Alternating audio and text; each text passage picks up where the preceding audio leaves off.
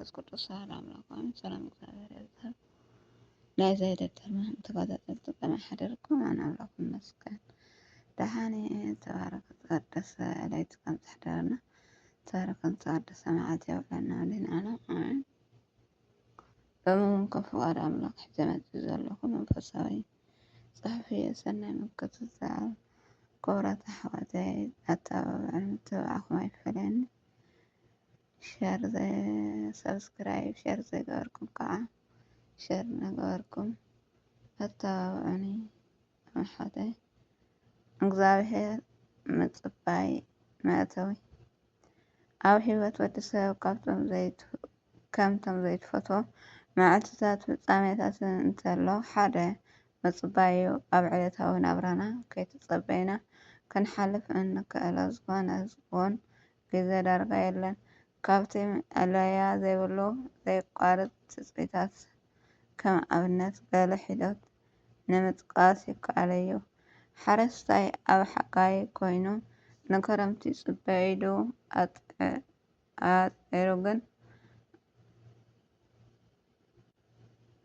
ኣጣሚሩ ግን ኣይኮነን። እንታይ ደኣ ግራት ይጽገንን ይጉልጉልን ይቆጥቁጥን።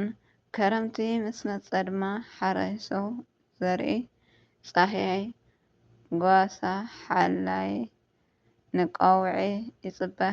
ቀውዒ ምስ ኣተወ ዝግባእ ኩሉ ገይሩ እኽሊ ምስ ኣከበ ንዝስዕቦ ክረምቲ ንምርካብ መሊሱ ካሊእ ዑደት ናይ ትጽቢት ይጅምር። ቃል እግዚአብሔር ነዚ ሓቂ እዚ ከምዚ ብምባል የረጋግጸልና። እነሆ ሓረስታይ ነቲ ክቡር ፍረ ምድሪ ይጽበ፣ ኣክዛን ማይ ጽባሓትን ክሻዕ ዝረከብ እውን ይዕገስ እዩ።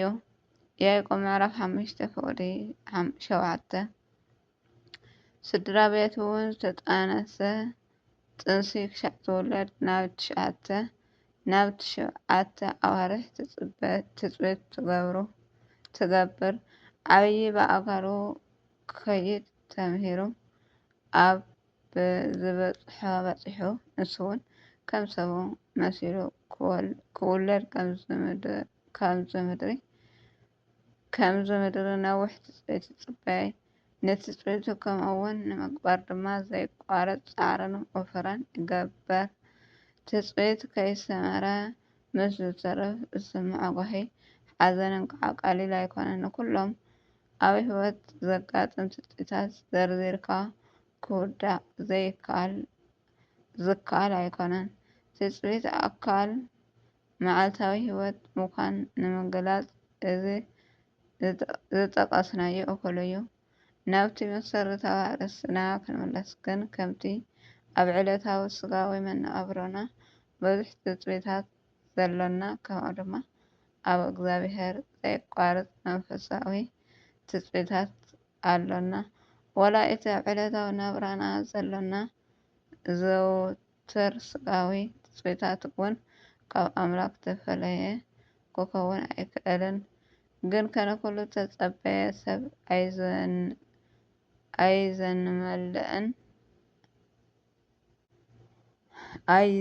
ኣይዘንበሎምን እዩ። ኩሉ ዝዘርኦ ዝበቆለን ድማ እኽሊ ዘይከኣቱ ይኽእል እዩ። ኩለን ዝጠነሳ ዝወለዳን ውሉደን ክሓቁፋ ክዕብያን ኣይክእላን እየን። እቲ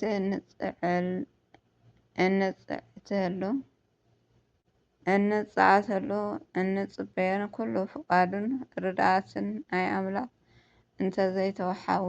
እንተዘይተሓዊስዎ ትጽቢትና ክቋርጽን ተራ ባህጊ ኮይኑ ናብ ልቢ ዝሰብር ጓሂ ክልወጥ ይክእል እዩ። ንጉስ ሰሎሞን በቲ እግዚአብሔር ዝሃቦ ረቂቕ ምስትውዓል ኣብ ትሕቲ ጸሓይ ክዓብያ ንፍጥነት ውግእ ንጀጋኑ እንጌራ ንጥበበኛታት ሃፍቲ ንኣእምሮኛታት ሞገስ ንብልሃታት ከም ዘይኮነሎም ተመለስኩ ረኣኩ። ግን ንኩሎም ግዜ ኣጋጣምን ይመጽኦም ይብል ይመጾም ይብል መጽሐፈ መክብብ ምዕራፍ 9 ፍቅዲ 11 ስለዚ ከዓ እዩ ቃል እግዚአብሔር ጎይታ እንተፈቂዱ ንሕና እውን እንተሃሊና እዚ ወይስ እቲ ክንገብር ኢና ክንብል ዝምዕደና። ያዕቆብ ምዕራፍ 4 ፍቅዲ 15 በዓር ይትረፍ ንመንፈሳዊ ነገራት ንተራ ስጋዊ ነገራት እውን ትፅቢትና ኣብ ልዕሊ እግዚአብሔር ክንገብር ከም ዝግበአና ዘይምታእ ሓቂ እዩ። ብመሰረት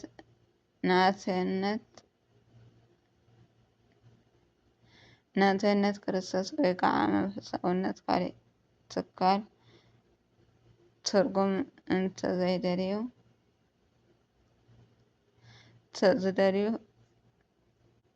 እንተዘያዳልየሉ ንእግዚአብሔር ምጽባይ ካብ ዝብል ቃል ዝበለጸ ትርጉም ክወሃቦ ዝኽእል ኣይመስለንን። ዓለማዊ ወይ መንፈሳዊ ዝብል ቃል ወይ ምፍላይ ክህሉ እንተዘይኮይኑ ንእግዚአብሔር ዝጽበ ወይ ዘይጽበ ሰብ ንብል ኣሎና ማለት እዩ። ንሓደ ሰብ ዓለማዊ ወይ ዘይመንፈሳዊ ሰብ ኢልና ክንገልጾ ዝገብረና ድሕሪ ሞት ህይወት ከም ዘሎ እዚ ሕጂ ኣብ ምድር ነብሮ ኩሉ ዝገበሮ ኩሉ እኩይን ገለ ሰናይን ግብርታትን ጽባሕ ንግሆ ኣብ ቅድሚ መንበር ፍርዲ ኣምላክ ቀሪቡ ክሕተተሉን ክፍረደሉን ምዃኑ ዘይፈልጥ ዘይኣምን ዘይጽበን ሰብ ምዃን እዩ። ንበልዕ ንሰቲ ንሕጐስ እንብል ብዘይ ናይ ሕሊና ተሓታትነት ዝመላለስ ሰብ ማለት እዩ። ሓደ ሰብ ኣብ ልቡ እግዚአብሔር ኣብ ፍርዲ ኣቅሪቡ ሕነ ዝገብር ኩሉ ግብርታት ክፍደይ ምዃኑ እንተዘይፈለጠ እንተዘይተጸበየን ቁኑዕን ንጹህን ዝኾነ ህይወት ክነብር ዝድረኽ እንታይ ክህሉ ይከኣሎ? ሰባት ከዓ እዚ ትጽቢት እዚ ዘይብሎም ኮይኖም ምስተረፉ ብዓለማውነት ተዋሒጦም እዛ እንነብረላ ዘለና ምድሪ ኣዝያ ብዘስካሕክሕ እንስሳታትን እኳ ዘይገብርዎ ጽያፍ መሊኣ ዘላ እምበር ከስ መንፈሳዊ ወይ ክርስቲያን እየ ዝብል ሰብ እንተልዩ ንእግዚአብሔር ዝጽበ ሰብ እዩ እየ ዝብል ዘሎ። ዋላ ህይወት ጳውሎስ እውን ኣብ ቅድሚ መንበር ፍርዲ ምስ ቀረበ ነዚ ሓቂ እዚ እዩ ኣዝዩ ብዝገርም መንገዲ ዝገለጸ። ንጉስ ኣግሪጦስ ሕጂ ድማ ስለቲ ኣምላክ ንኣቦታትና ዝሃቦም ትጽቢት ተስፋ ክፍረደኒ ደው ኢለ እኒሀኩ። እዚ ትጽቢት እዚ ከዓ እቶም 12 ዓለትና ለይትን መዓልትን ተጊሆም እናገልገሉ ናብኡ ክበጽሑ ተስፋ ይገብሩ ኣለዉ። ንጉስ ኣቅራጦስ ስለቲ ተስፋ እዛ ተስፋ እዚኣ እየ ብኣይሁድ ዝክሰስ ዘለኹ። ግብረ ሐዋርያት ምዕራፍ 26 ፍቅዲ 7 ፍቅዲ 2-7 ክርስቲያን ትገብር እዛ ትጽቢት ተስፋ እዚኣ ጥራይ እያ። ኣብዚ ምድሪ እዚ ናይ ዝነብረ እሞ ብምኽንያት እምነት ብመከራ ይሓልፍ ናይ ዘሎ ሰብ ክስ ከዓ እዚ ትጽቢት ተስፋ እዚኣ ጥራይ እያ ክትከውን ዝግባእ ከምቲ ንክርስቶስ ንእስጢፋኖስን ንኩሎም ካልኦት ሰማዕታቶም ከሰስቶምን ቀተልቶምን ንዝገብርዎ ዝነበሩ ግብሪ ዓመፅን ምክንያት ንምግባርን ዘይተባሃለን ዘይተገበረን ክስተት ብናይ ሓሶት መሰኻኸር ኣሰንዮም ዝቐረበሎም እቲ ጉልባብ ኣርእስቲ ክሲ ከምዚ ሐዋርያት ጳውሎስ ዘሎ እዩ። ግብረ ሐዋርያት ምዕራፍ 6 ፍቅዲ 11-14 ማቴዎስ 22 ፍቅዲ 15-22 ቃል እግዚአብሔር ኣብዛ ምድሪ እዚኣ ጥራይ ብክርስቶስ ተስፋ እንተገበርና ካብ ኩሉ ሰብ እንድንግፅ ምኳንና ነይርና። ቀዳማይ ቆሮንጦስ ምዕራፍ 15:19 ከም ዝብል እቲ እዛ ኣብ ላዕሊ ዝተጠቀሰት ትፅቢት ተስፋ ዘይብሉ እሞ ክርስቲያን እየ ዝብል ሰብ እዚ ዘደንግፅ እዩ። ስለዚ ኣብ ነፍሲ ወከፍ ህይመት ዕድመን ንገዛእ ርእስና ብዛዕባ እዚ ሰማያውን መንፈሳውን ትፅቢት እዚ ክንዘካከር ይግባእ። ሃዋርያ ጳውሎስ ንሰብ ፊልጶስ ኣብ ዝፀሓፈሎም መልእክቲ ነዚ ሓቂ እዚ ከረክድ ከሎ ኣብ መንጎ እቶም ንኣምላክ ዝፅበዩን ዘይፅበዩን ሰባት ዘሎ ንፁር ፍልልይ ኣብርህዎ ኣለዉ። እቲ ብዛዕባ እቶም ንኣምላክ ዘይፅበዩ ዝብል ሕጂ ኣብዚ መልእክቲ እዚኣ ጥራይ ዘይኮነስ ቅድሚ ሕጂ እውን ደጋጊሙ ከም ዝተዛረበ ገሊፁ ኣሎ። እዚ ክብል ከሎ ከዓ ከም ሓደ ተራ ዕላል ዘይኮነ ኣብ ከቢድ ጓሂ ኮይኑ እናበከየ እዩ ዝዛረብ ዘሎ። ምክንያቱ ድማ መወዳእታ ናይቶም ንኣምላክ ዘይፅበዩ ሰባት ኣዝዩ ዘስካሕክሕን ዘሕዝንን ምኳኑ ስለዝፈልጥ እዩ። ከምቲ ብዛዕባኦም ብዙሕ ሳዕ ዝበልክዎ ሕጂ እውን እናበከኩ እብል ኣለኹ። ብዙሓትስ ፀላእቲ መስቀል ክርስቶስ ኮይኖም ይመላለሱ እዮም።